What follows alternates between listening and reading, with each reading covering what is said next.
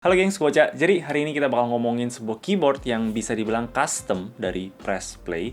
Karena ini cuman dapet bare bone-nya aja, nggak ada switch dan juga nggak ada keycaps. Ini layout yang 65% tapi sedikit agak berbeda dengan yang lain karena ini tipe yang exploded dan juga dia ada knob-nya gitu di pojok kanan. Oke, jadi gue pengen terus terang dulu. Jadi sebelum ini tuh gue ada dikirimin sebuah keyboard yang sama persis dari Banggood.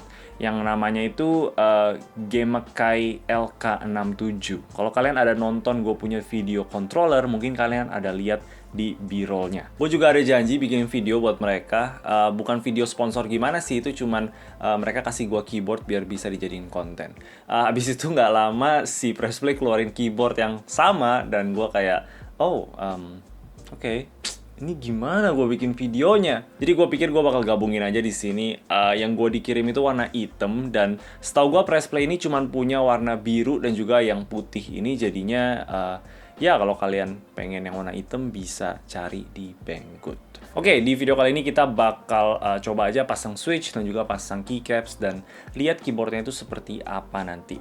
Dan juga Pressplay mau adain giveaway buat kalian dan gue pikir paling gue kasih yang warna putih aja karena walaupun biru ini bagus cuman gue rasa mungkin biru agak susah untuk cocok sama kalian punya meja mungkin. Gua rasa putih lebih netral aja warnanya. Pastiin kalian nonton sampai habis untuk tahu gimana cara menang giveaway-nya. Oke, jadi pas pertama kali gua dapet keyboard ini, gua langsung bongkar aja karena gua penasaran juga dalamnya itu seperti apa. Dan gua notice kalau dia punya plate itu nempel di casing yang atas gitu. Jadi seakan-akan ini kayak top mount. Kalau kalian nggak tahu top mount itu apa, itu adalah salah satu sistem mounting dari sebuah keyboard. Untuk sistem mounting yang paling sering kita lihat itu di keyboard-keyboard pre-built adalah tray mount, di mana plate-nya itu dibaut di casing yang di bawah. Top mount ini biasanya bisa ditemuin di keyboard-keyboard yang kasarnya lebih premium. Gua pribadi juga ada keyboard yang top mount, ini baru aja nyampe, namanya Mode 65. Dan di sini kita bisa lihat kalau plate-nya itu di screw-nya ke casing yang di atas. Tapi walaupun si orbiter ini tuh plate-nya ditaruh di atas, kita masih baut plate-nya di casing yang di bawah. Jadi ujung-ujungnya ini sama aja kayak tray mount. Terus gue pikir, atau kita potong aja ya dia punya tray mount pole-nya itu. Jadi bikin ini bener-bener jadi top mount. Genius! Awalnya doang. Jadi setelah gue potong semuanya, satu hal yang gue nggak sadar itu adalah ternyata bautnya itu untuk bikin casing bawahnya ini tuh bisa diem di sana. Kalau nggak dia bakal kebuka kayak gini.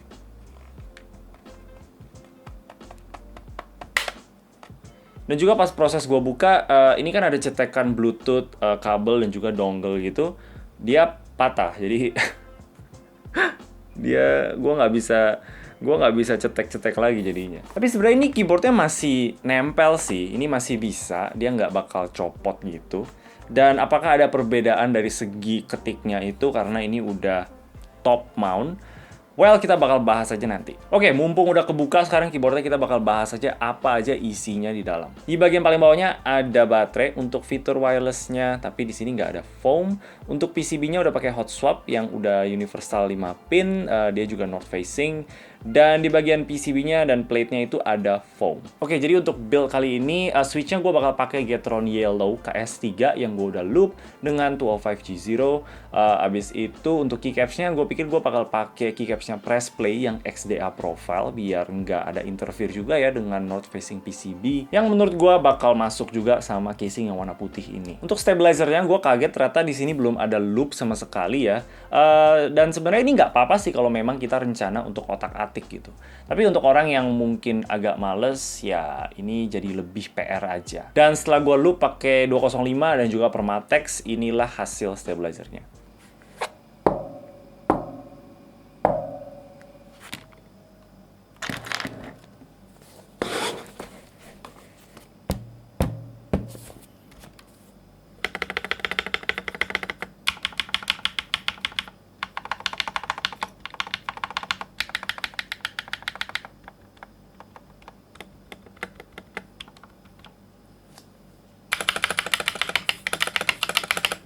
Oke, jadi dengan itu kita bisa mulai pasang semuanya dan mulai typing test untuk lihat suaranya itu seperti apa.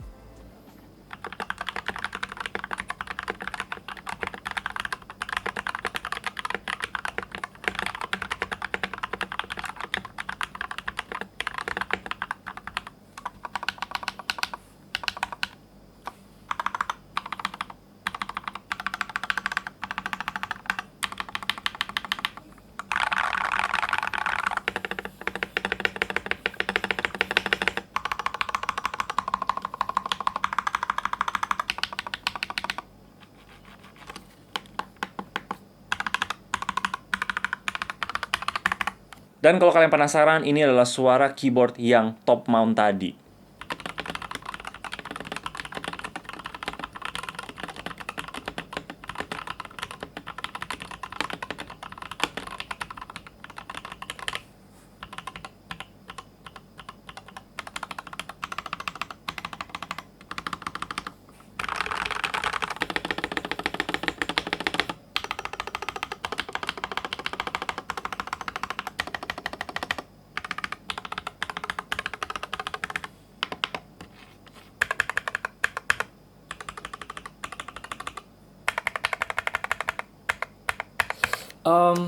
Oke, jadi ini kan yang tray mount.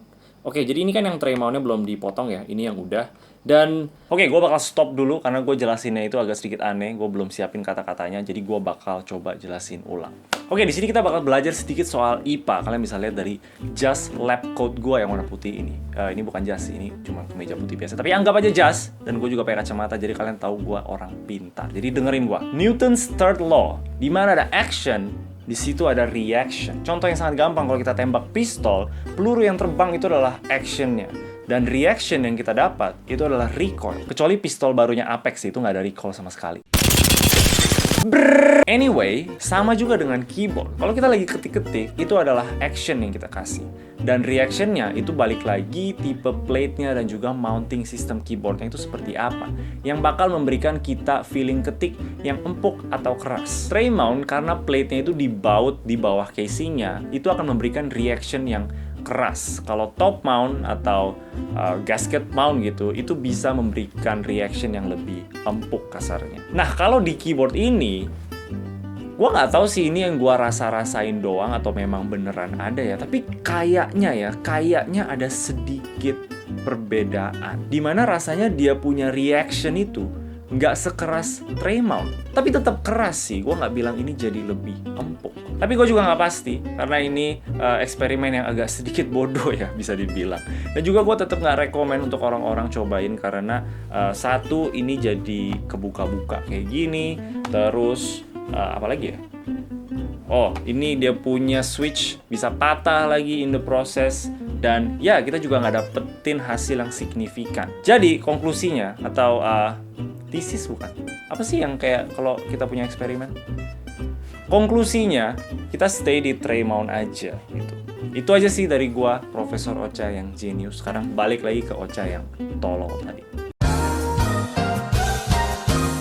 Oke, untuk suaranya gua suka banget sih. Gua rasa ini bisa jadi keyboard yang lumayan populer sih untuk kalian-kalian yang suka sama layoutnya kayak gini, dan juga ada dia punya knobnya. Ngomong-ngomong, untuk kalian yang suka dan tertarik sama keyboard ini, jangan khawatir karena ada giveaway.